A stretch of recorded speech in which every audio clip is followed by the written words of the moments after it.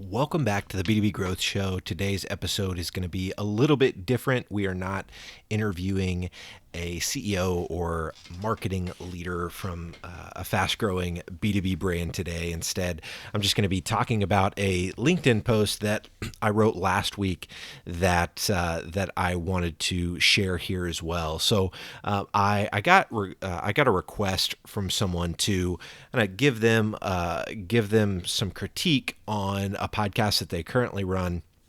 This guy just basically asked for recommendations, what I would recommend them do to increase listenership or just help their show that is already active and going be a little bit better. And so I sent him this email and thought, man, this would actually be really good content. So a few pieces of feedback that I gave to the person that asked for this that I think would be helpful for everyone listening is. The first thing that I'll talk about is ranking for a specific keyword in iTunes. One of the reasons that this show, B2B Growth, has the amount of listeners that it has is because we organically ranked for the keyword B2B in iTunes. Now, I accidentally did that. I wish I could say that I was purposeful in my keyword research and all of that stuff going into it. I wasn't. I just happened to name our show B2B Growth, had B2B several times in the show description. B2B ends up in a lot of our episode titles, obviously. And so because of that, we ended up ranking for B2B. What I can tell you is one of the things that the three things that iTunes looks for when they are ranking shows to be like a top 10 podcast in the business category or what have you. From what I understand, the things they look at are your podcast artwork, so the quality of your artwork. So if your logo looks like something a fourth grader designed, then you probably need to get it upgraded to something that looks clean and nice because your podcast artwork, your logo matters.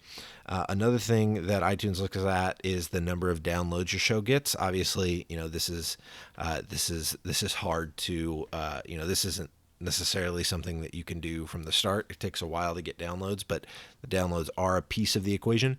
And then the number of reviews that your show gets. We'll talk about this a little bit later, but all of that being said, if you've got those three things down and the name of your show has your keyword title in it, and then your show description has your keyword in it, as well as putting that keyword in several of your episode titles, I think you're going to be on the right track to ranking for the specific keyword that you're wanting to rank for. One thing that I like to do is I like to search different keywords in iTunes that I would like a client of our shows to rank for, and I'll look and see, like, are there a lot of shows? Is that a very competitive keyword? I don't know of a tool that does this for you, so I've just been doing it manually. I go into my Apple Podcast app and I search my keyword. And from there I can see, okay, there's maybe two or three other shows here, but that keyword isn't really even in the title. They've decided to get cute and fancy with their show name, and they don't even have their keyword in the title. Maybe it's in the description or it's in an episode title. Oftentimes, it won't be in the description or the show title. It's only in an episode title, which tells me, hey, it would actually be really easy to rank for this term in iTunes if we just optimized our show title and our description with this keyword. And so be looking at that.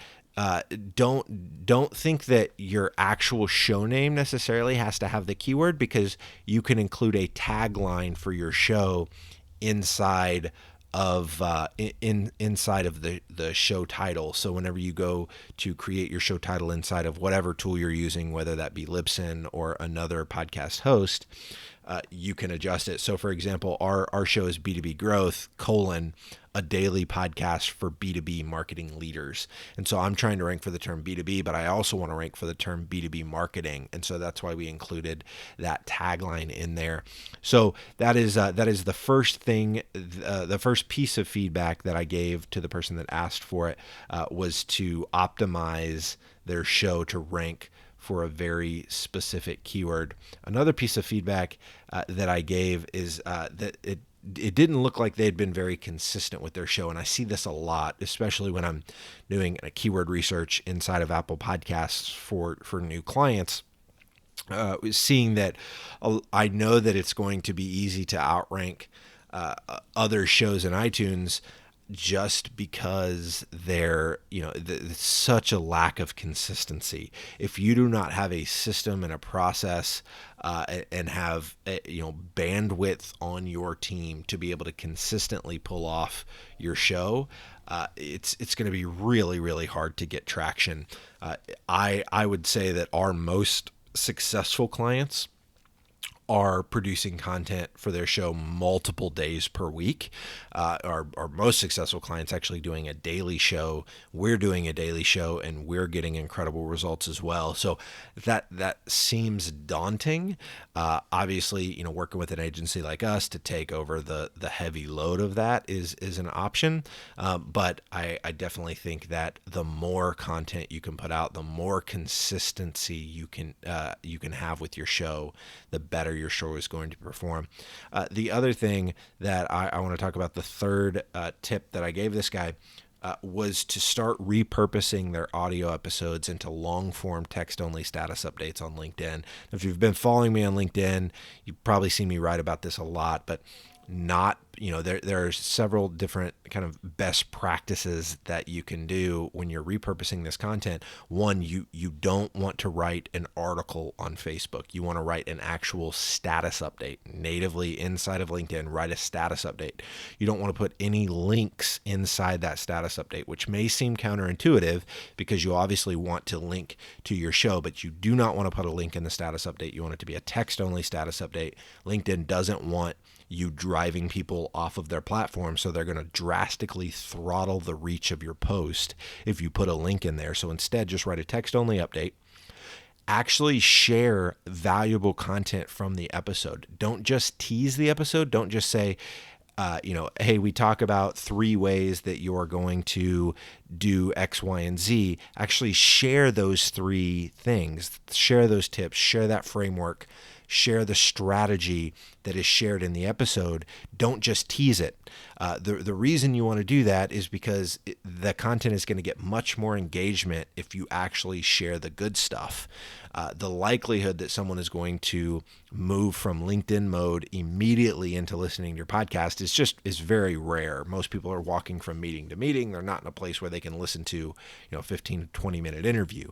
But if they see the quality content that was shared in their LinkedIn feed, and they continue to see that over and over and over again because you're being consistent with your show, they're eventually going to go over to their podcast app of choice and subscribe to your show.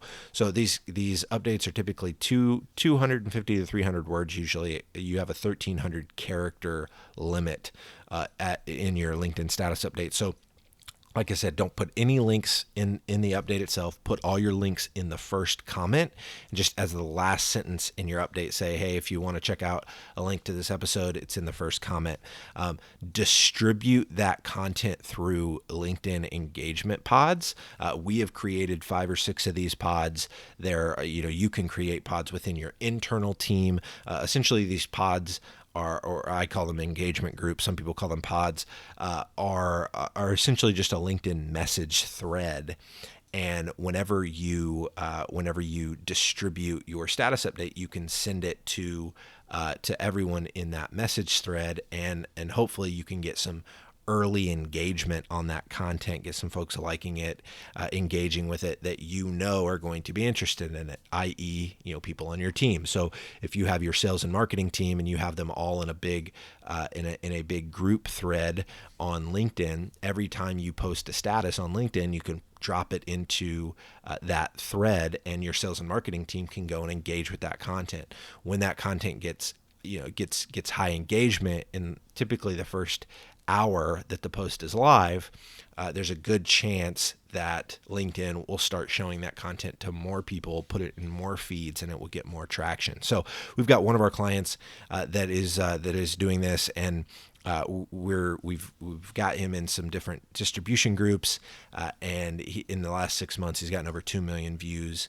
on his LinkedIn content because he's actively engaging with other people's content through the engagement group, but he's putting out content consistently every single day. All of that content is repurposed from his podcast, with the exception of a couple videos that he does every once in a while. But so definitely, if you're not already doing this, repurpose your audio content from your podcast into long form status updates on LinkedIn. If you're in B2B, this is a no-brainer. LinkedIn probably is a place where your buyers are living, and if you can deliver content to them natively inside of that platform based on content you've already created for the podcast, you're going to win. So I've seen tremendous success there. Our clients have seen success there. So you should definitely be doing that. The last one that I'll talk about is something I alluded to earlier, but getting reviews on your show in Apple Podcasts or in iTunes. I've found that if you can get a large number of reviews in the first 30 days or 30 to 60 days of your show being live, then there's a much better chance of you being listed in like the top 50 podcasts in the business category inside of iTunes. We helped a client do this. And one of the ways to do this is you've got to really hustle to get those early reviews. And so getting your entire team to leave a review on the show, sending text messages to friends, to family, hey, just started a podcast, would love for you to review it. You obviously don't want people to leave, dishonest reviews. If someone hasn't necessarily listened to the show yet, make sure they're saying, hey, I'm really excited about this show, or yeah, hey, we're on the team here at the company that is putting together the show.